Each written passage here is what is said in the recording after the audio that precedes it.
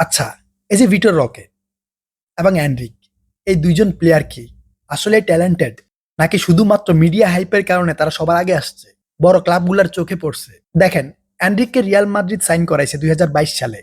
Endrick wonder kid, কোয়ালিটিফুল striker, প্যালমারাইসে অনেক ভালো খেলছে, প্যালমারাইসকে অনেক ট্রফি জিতাইছে। এখন রিয়াল মাদ্রিদ অ্যান্ড্রিককে সাইন করাই ফেলছে, যেটা দেখার পর বার্সেলোনা সহ্য হয় নাই। এর আগে মেবি বার্সেলোনা অ্যান্ড্রিকের জন্য ট্রাই করছিল, বাট রিয়াল মাদ্রিদ সাইন করাই ফেলছে। এখন অ্যান্ড্রিক যখন হাত থেকে ছুটে গেছে, রিভেঞ্জ তো নিতে হবে। বার্সেলোনা যখন এসব ভাবতেছিল, ঠিক তখনই কিন্তু ভিটর রকে চোখে পড়ে। কারণ বার্সেলোনা কোনো কিছু চিন্তা না করেই কিন্তু সাইন করাইছে।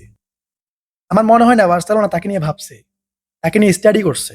জাস্ট রিয়াল মাদ্রিদের সাথে রিভেঞ্জ নেওয়ার জন্য তাকে সাইন করাইছে, এটা শিওর। এরপর 2024 সালের জানুয়ারিতে ভিটর রক বার্সেলোনা জয়েন করছে। আর বার্সেলোনা জয়েন করার পর সে শুধুমাত্র 350 মিনিট প্লাস পাইছে, এর বেশি পায় নাই। হ্যাঁ, Vitor rock talented player, but বয়সের হিসাবে নিজেকে ওইরকম হাইপে তুলতে পারে নাই। নিজের যে ট্যালেন্ট ওইটা দেখাইতে পারে নাই। বাট আমার মনে হচ্ছে তার হাতে টাইম আছে। বার্সেলোনা চাইলে তাকে ফিউচারের জন্য রাখতে পারতো। হ্যাঁ, সে ব্রাজিলিয়ান ক্লাবে ভালো খেলে আসছে, বাট বার্সেলোনা জয়েন করার পর সে কয়টা ম্যাচ খেলতে পারছে, কয় মিনিট তাকে খেলাইছে, জাভি তাকে কোনো চান্সই দেয় নাই। যার কারণে তার সাথে বার্সেলোনার একটা ঝামেলা হয়ে গেছিল। ঝামেলা এমন হয়ে গেছিল, ভিটর রকে সরাসরি বলে দিছে, ভাই আমি বার্সেলোনা স্টে করব না, আমি ক্লাব ছাড়তে চাই। যার কারণে বার্সেলোনা তাকে রিয়াল ব্যাটিসের কাছে লোনে পাঠাইছে।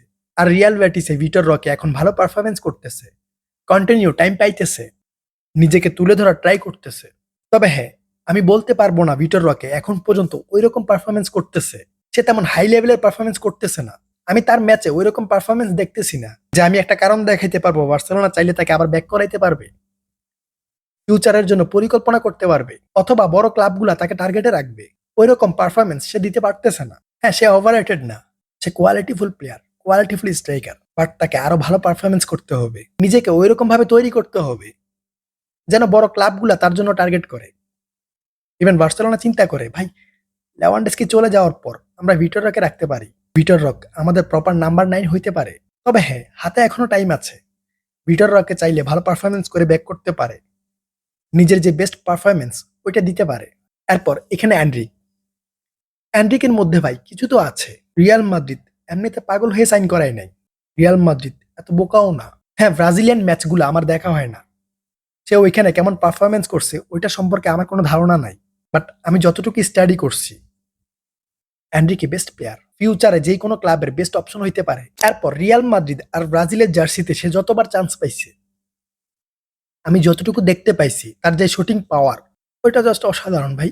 এটা অন্য লেভেলের, যেটা সব প্লেয়ার দিতে পারে না।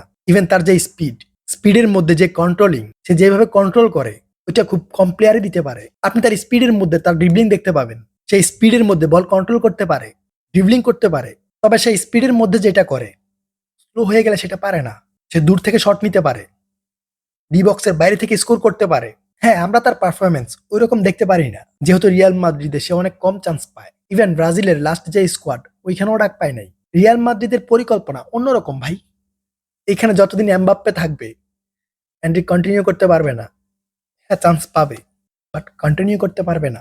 এখানে অ্যান্ড্রিক ঝুলে থাকবে। বাট আমার মনে হইতেছে অ্যান্ড্রিকে এখানে বসে না থাকুক, যেহেতু এখানে চান্স পাওয়ার চান্স খুবই কম। রিয়াল মাদ্রিদ কোনো প্লেয়ারকেই টাইম দিতে পারতেছে না। আপনারা দেখেন, এমবাপ্পেকে খেলানোর জন্য রদ্রিগোকে বেঞ্চ করাইতেছে, আর এখানে তো অ্যান্ড্রিক।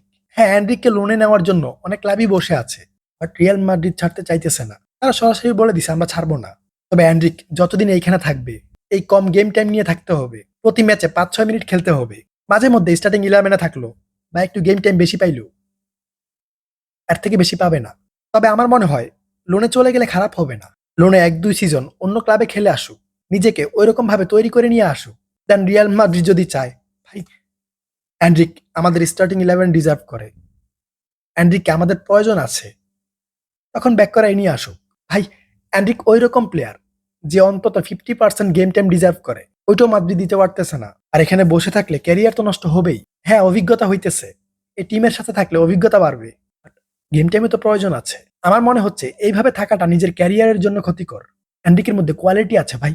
এরপর ব্রাজিলও তাকে নিয়ে পরিকল্পনা করতেছে না। জরিবাল যেই মিস্টেকটা করতেছে, জরিবাল তাকে কন্টিনিউ খেলাক, সে ভালো করবে। তার যে স্কোর করার মন মানসিকতা অন্য লেভেলের। তার কথা হচ্ছে আমি খেলবো, অবশ্যই আমাকে স্কোর করতে হবে, স্কোর ছাড়া আমি মাঠ ছাড়বো না। যে টার্গেট খুব কম প্লেয়ারের মধ্যেই থাকে।